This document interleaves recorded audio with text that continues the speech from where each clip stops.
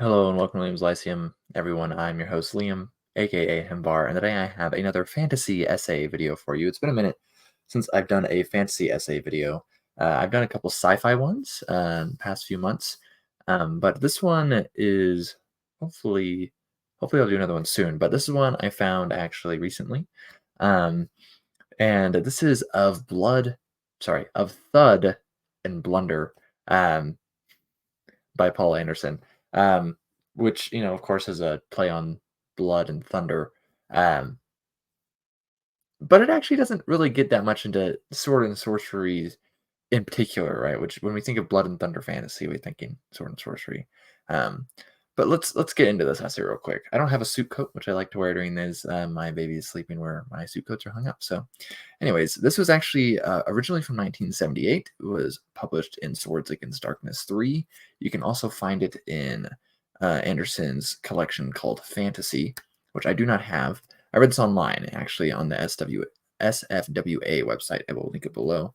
Um, I've read a few books by Anderson, some sci-fi, some fantasy. I definitely have plans to read more, though it's been a minute since I've read anything by him. But I'm a fan, and this essay is pretty much just writing advice in a sense for world building. It's pretty much world building advice, um, and he's pretty much looking at problems that he finds in at the time, right in the late 70s, which is in a sense when fantasy is really blossoming, right? You get Lord of the Rings coming out in the 50s. Fantasy is not very popular during this time. Sci-fi is. 60s, you have the Valentine fantasy, collection stuff with Lynn Carter and whatnot. And then in the late 70s in the 70s, you're having a lot more, say, like heroic fantasy, definitely more sword and sorcery-esque stuff. The late 70s and 77 actually will get the Sword of Shannara, which is really the big kickoff for epic fantasy. And then sword and sorcery kind of crashes because of that.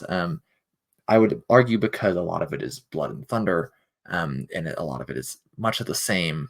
It seems kind of goofy, and that's actually one of the problems because he opens with an exaggerated sample of heroic fantasy writing. It's very sword and sorcery writing from that time, and he uses the term heroic fantasy here. Actually, he does mention sword and sorcery, but really, what he seems to mean here is just kind of fantasy in general.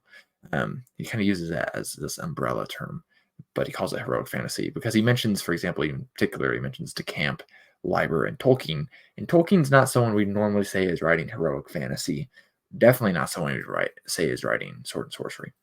Um, so he gives an example text, and he says this is slightly exaggerated, but not by much, compared to some writing.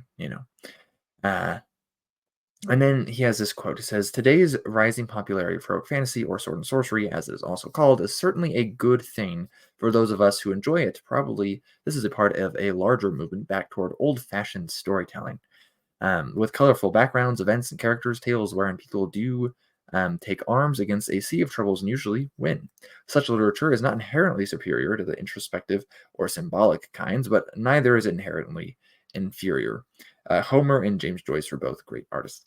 So he just kind of gives like a nod to just like literature in general. He's definitely putting genre fiction on par with more literary fiction, which I appreciate. That's not the focus of this essay, though. But he said he kind of comes up to that different writing has different faults that kind of pop up more often on whatever you're writing. And so for the sake of heroic fantasy, one of these is it's often just simple to the point of being simplistic, and most don't take place in our world. He starts by mentioning that. And so, even though they don't take place in our world, he's kind of getting this idea, though, that because of that, the author takes a lot of liberty. There's a lot of freedom in a secondary world, right? You can pretty much hand wave lots of things. You can say, this is how this world works, pretty much. And he says this can become a problem and easily and quickly does, as these worlds still have to work right. And he kind of goes into a lot of detail, actually. Well, he says you could write a whole book on this, but he mentions a lot of things very briefly, actually. We'll say it that way. So he mentions Europe, for example, being a source of much inspiration for his world, whether it's Roman or high medieval or, migration period or whatever. And he says, quote, "I do think the time is overpassed for drawing inspiration from other milieus. Oriental, Near Eastern, North and Black, African, Amerindian, Polynesian, an entire world. And I'm happy to see that several writers have begun doing so. However, in this essay, I'll stick close to home. And so that's pretty much, he just mentions that briefly. So okay, I have a couple of these asides where just mentioning things briefly, but again, he doesn't really talk about that. Still nice to see him say it, I guess. And most authors then, though, forget those in production. That's like the first thing he covers, right? They forget peasants, they forget artisans, right? That make the world of nobles and barbarians and even something as simple as abandoned to work, right? Those positions do not work if you do not have the vast majority of society, pretty much, right? These peasants, right? They didn't have an industrialized society if you're doing a Middle Ages ish type of setting, which most fantasy is. And it wasn't 40 hours work week or whatever. It was very rural, for example. And he says, quote, thus our creator of heroic fantasy can gain verisimilitude and interesting detail by paying some attention to the lower classes, the vast majority of this world's population. And then he also talks about things like the draft, for example, as far as like forming a big army quickly. It wouldn't have been enacted whenever, right? For the case of peasants, right? It worked around planting and harvest. And he even mentions Harold Godwinson facing the problem of William of Normandy, or William the Bastard. Actually, October 14th tomorrow. So if you know that date, then that's an important one. October the 14th, yes. So anyways, but William Norman didn't have that problem, right? Because he mostly had mercenaries. And then he gets into that topic of mercenaries, right? Which, had the idea of money over the interests of their employers.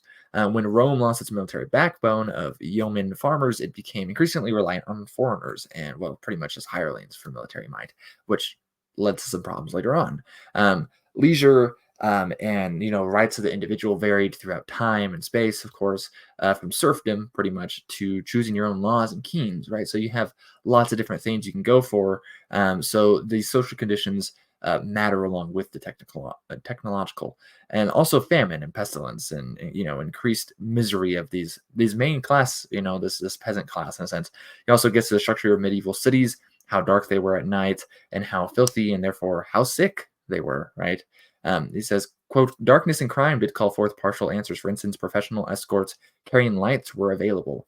The Byzantines in their heyday had a regular police force, while in many Western cities of a later date, each able-bodied man must help patrol his own neighborhood. I should think a wandering warrior might quickly get a job as a cop and thereby come upon strange situations. And I thought that was very interesting. That's just like a little paragraph he mentions in there.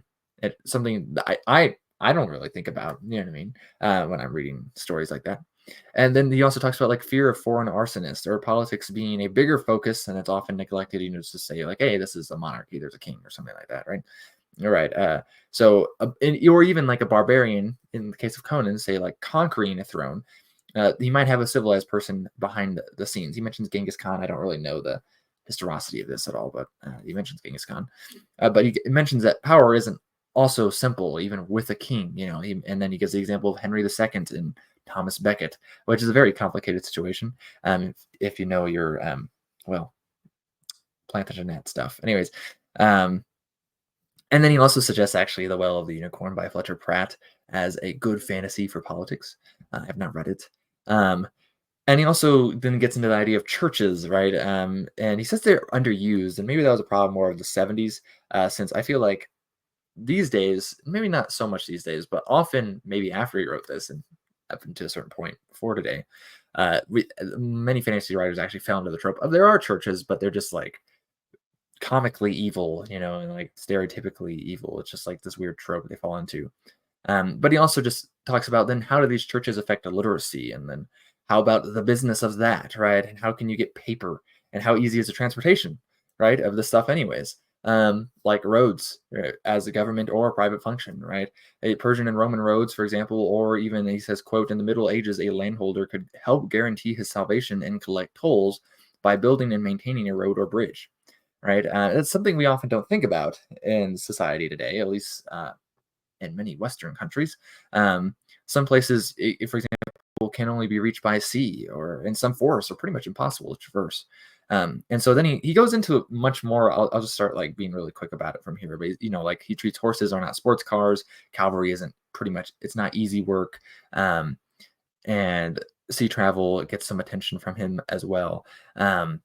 along with some other things. I think it's an essay to get you thinking if you are a writer. Um, Maybe if you want to may have a more critical lens of certain aspects, especially something like for verisimilitude or world building, I guess would be the more popular term these days. So he mentions other themes about like menstruation and combat and so forth. And so again, it's not really so much on style. So I think even though he's talking about heroic fantasy, again, the term more so for his time, it really speaks to fantasy as a whole. And I think it has some well, value today, even though this essay is what, like, almost 50 years old.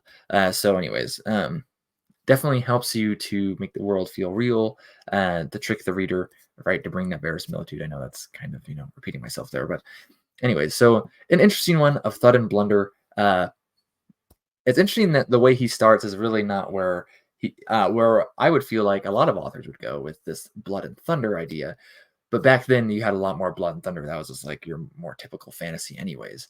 And it's not so much these days. So maybe these days, if someone were to write a story like this, then it'd be maybe critiquing that type of fantasy less than just this idea of verisimilitude with world building. So, and I feel like, in a sense, he's actually gotten what he wanted because after this, that heroic fantasy actually kind of died off a little bit, and epic fantasy does move in this direction. I think they get maybe a little too sidetracked in this direction. In some epic fantasy, you get a lot of world building. I would say too much in some cases. But it's interesting to see him talk about it. And I think it still has some good ideas for today. So, anyways, Liam from Liam Bless you.